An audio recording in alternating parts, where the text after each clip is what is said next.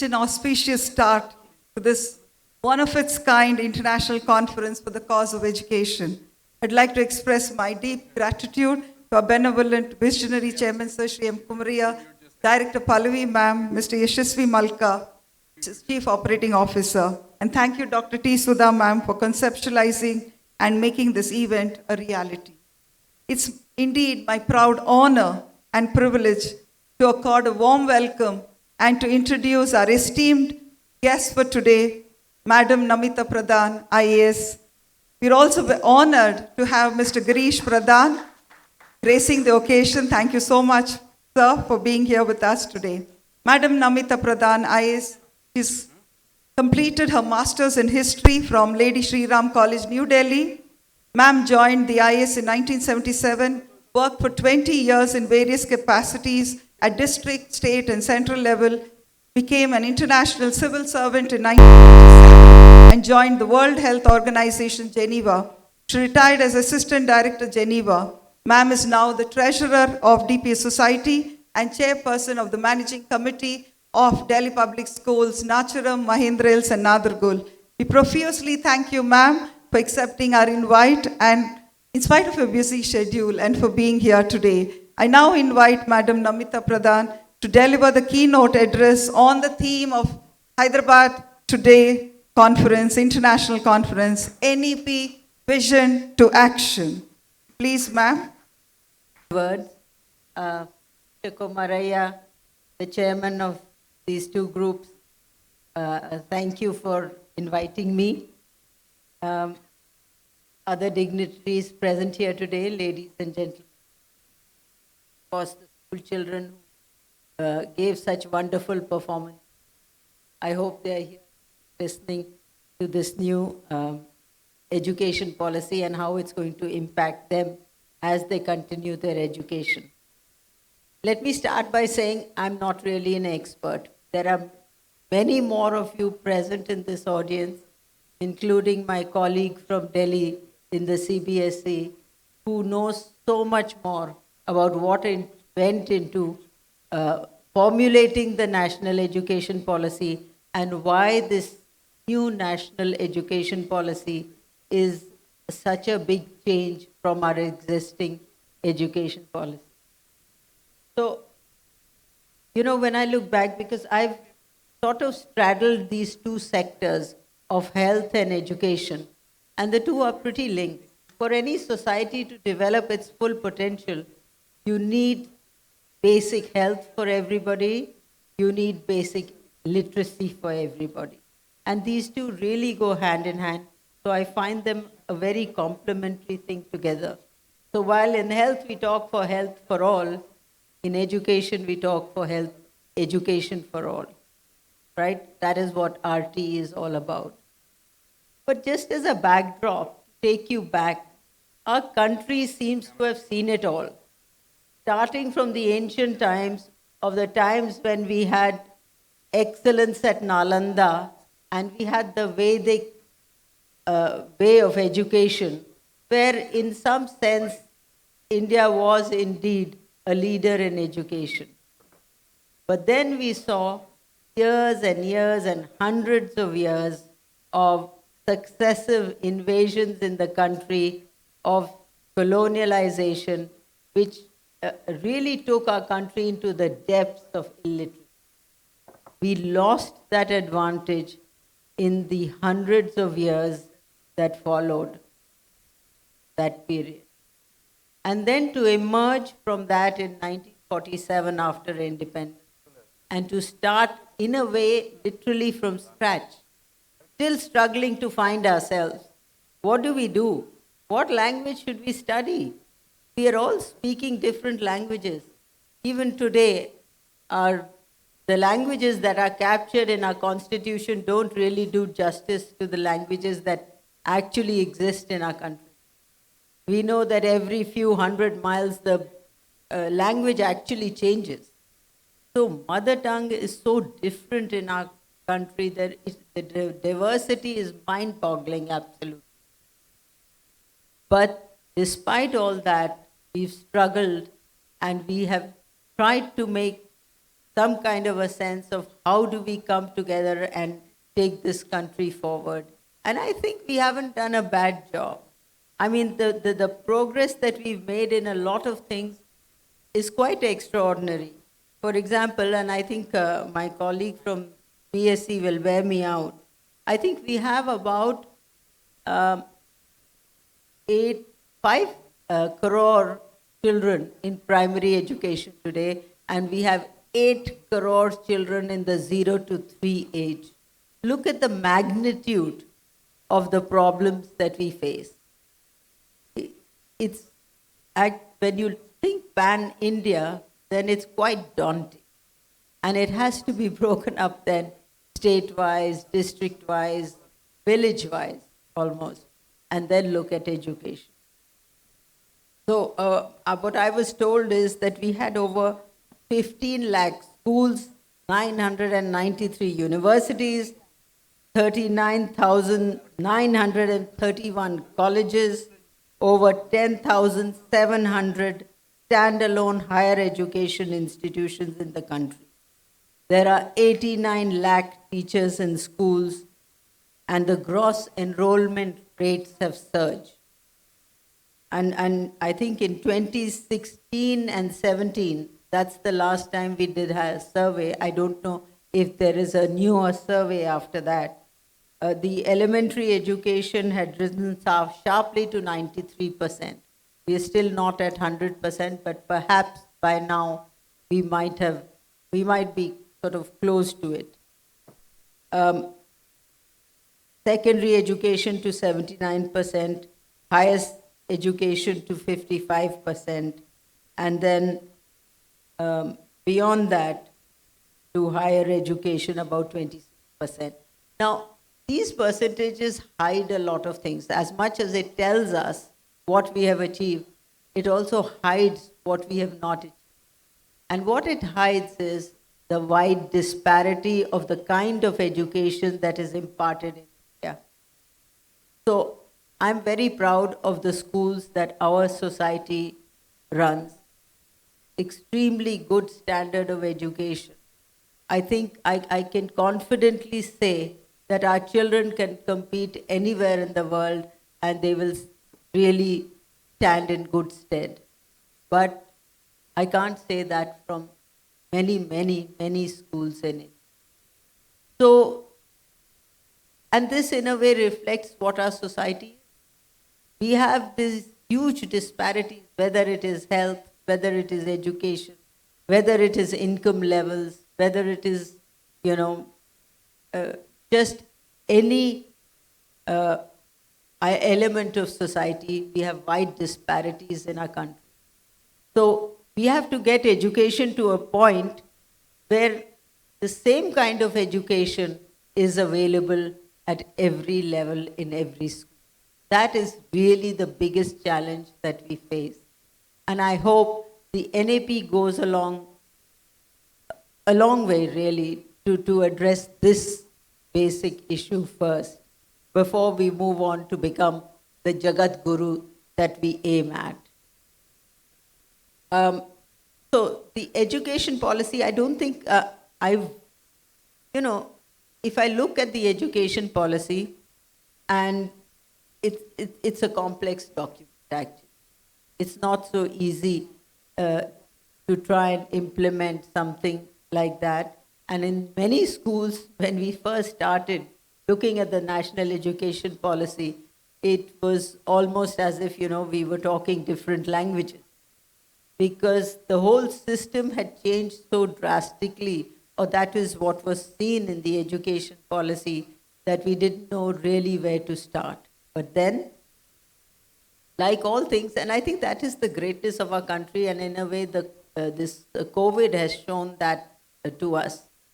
We have this immense capacity to adapt.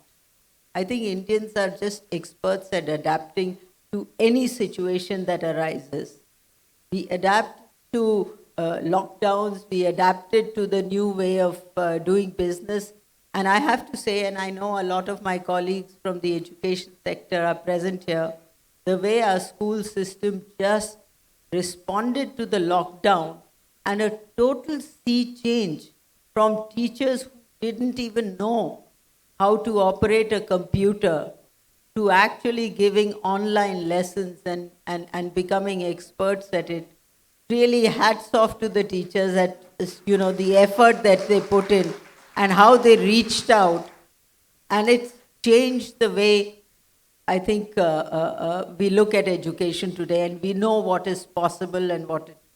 In fact, I'll share a small example. We started our new Human Resource Development Center in the society, which is a very big center for in-service training and upgradation of skills of teachers. And in a way, this COVID turned out to be a blessing in disguise, because what happened is that we had to go online. And because we had to go online, we could open out our training to all our 183 schools across the country, and we could also get resources from across the world. So if we were looking, say, at math, or we were looking at science subjects, or we were looking at English, we could get some of the best resource people from across the world to come and collaborate with us online. So that has been really, really extraordinary. And I would at least urge all the DPS schools to please take full advantage of these training courses which are running regularly and which are open to all of you. So the biggest change that I see when I look at the education policy, and some of you have articulated also some of the issues that confront you when you try and implement this, is the early education and the early years and the change that is seen in this new education policy. First is the continuum of the 5 years and a total change in the way we teach our young children. And I think that is the crux of taking off on how we look at education at the youngest level. We have to ensure, there have been so many studies done all across the world that the best way to learn is to learn in your mother tongue. That is what country after country, study after study has shown us that. And I think it's about time we internalize that. And at least for the early years, that is what the medium of instruction should be. The children should be comfortable in what they are learning, to understand all the concepts and what, the basic numerology, the basic of language, and the basic concepts, which will be so much faster. The other, so related to that, what a lot of teachers have told me, and the feedback that I got from our DPS schools also, is, how are we going to implement this language policy? How can we teach so many different? We don't even have books in the local mother tongue. It's true. It is a bit of a struggle. It will be in the first few years before those books come up, and we might need some kind of a bridging between the two before that gap is filled. But then, while I was going through the NEP, and I realized, that there is no option really for our country except the 3-language formula. Logically, if we look at it, every child is comfortable and must be taught their mother tongue. We have an advantage with English. Why should we give that up? We must continue to learn English as we go along. It's a global language. It's a language which has, in a way, given us the edge in IT that we are now so proud of. So I don't think that is also something that we want to give up. And of course, the third language. The third language is the language of your choice, the language that you think you want to learn in this vast country. And we know that for young minds, especially in that primary age, there is no barrier. A child can easily learn 3 languages. There are children who happily and gladly learn 3 languages. Very often, and again, for the 3 language, I would say, very often the mother tongue may not be the language of the state that you are studying in. So automatically you will end up with the 3 languages that you will learn. And therefore, some kind of, we will have to adapt indeed. And, but while going forward, I think that is the way. Then the other issue, I suppose, is going to come once we reform our examination system. Because it's not easy to change with the current examination system, where in a way that learning by rote is important. That is what we are testing, you know. The current examination system only tests how much you retain in your mind, and you reproduce that and you get the result. Of course, CBSE is making efforts and making changes gradually as it goes along, but that change is going to then hugely trigger the change in the way we educate our children, which is making them more analytical, making them more objective, making them question, and making them not just learn by rote. It's not about how much you can memorize, but it is about how much you can analyze, how much you can discuss and talk about that subject and know about that subject and research on that subject. These are things, I suppose, that will be the bedrock of the new education policy. The other thing which all of us were struggling, and we've all struggled with for the last 75 years, is this sharp division between arts, science, commerce, and that those hard lines between subjects that the children are forced to choose. I think it is so unfair. It closes doors so early in life. Education should be open. Education should be something, you know, if I'm a science student, but I love to know about history, why can't I study history along with my math? You know, that was something that was not open to us. If you did that, you know, you didn't have that option. And I think that is the other big departure that this new education policy will make. And I urge all schools to move along that. And again, I suppose that is also related to the examination system finally, because if the exam is only on your subject the way it is now, then it is very difficult. But that will happen, and I'm sure my colleague from CBSE will enlighten us a little more. Then there are issues of how do we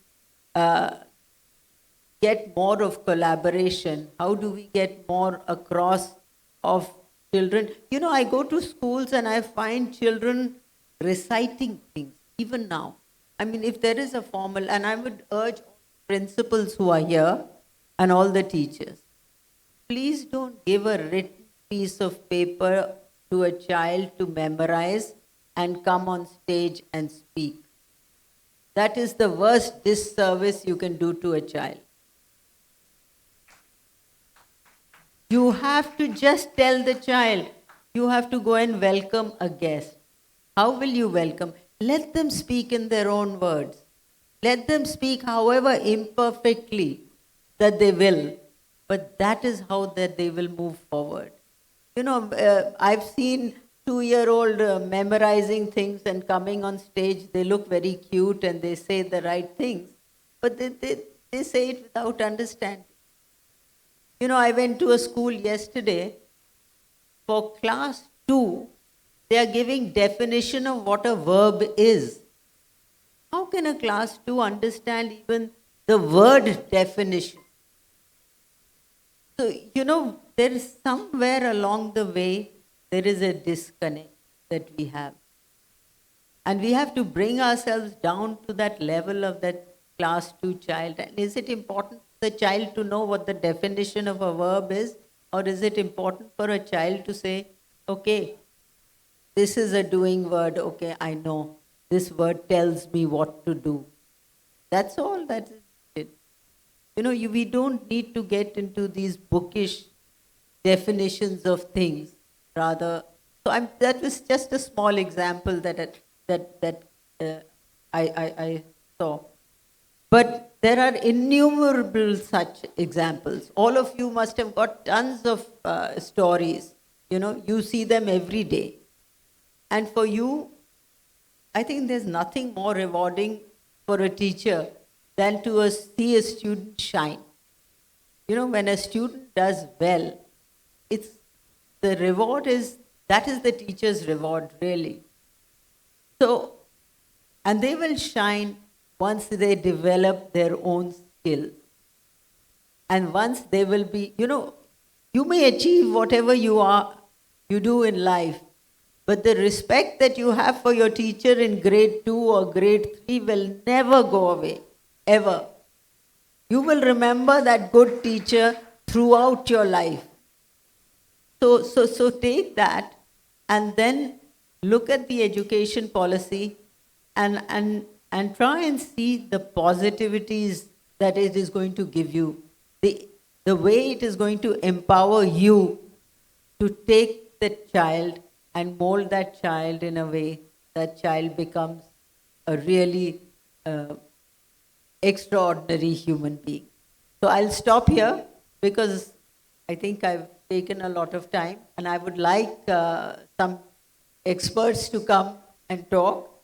This was more of my impression on where the school education is, and I'm sure all of you will discuss this today and you will come to a great outcome. So thank you all very much. It's a great pleasure to be here amongst all of you.